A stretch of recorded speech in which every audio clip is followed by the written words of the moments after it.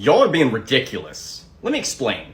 Over the past few days, the comment section on TikTok has become an absolute minefield for creators, influencers, and cosplayers as people try and claim that dressing up in cosplay or talking about current movies goes against the guidelines of the SAG and the WGA strike that's currently ongoing.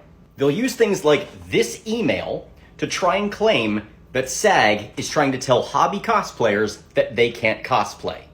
But that's just not the case. If you look at some of SAG's other guidance, like this one here for non-members, that says that the only thing that's covered is performing covered services for struck companies. That's the studios. Now, you might ask yourself, what are covered services?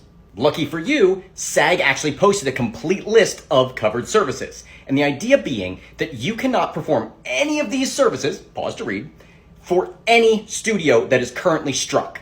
But making things for yourself and not for one of the struck companies is still perfectly okay. There have been people out there even trying to say that you can't even talk about any movie so long as it comes from a struck studio.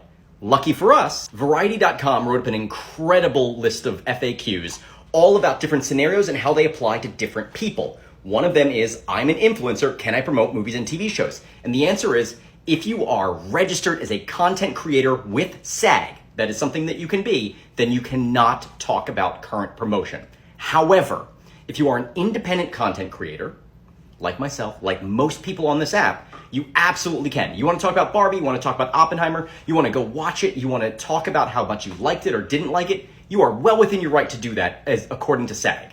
And when it comes to the question of cosplayers, you absolutely can cosplay. Unless, of course, you are SAG-AFTRA.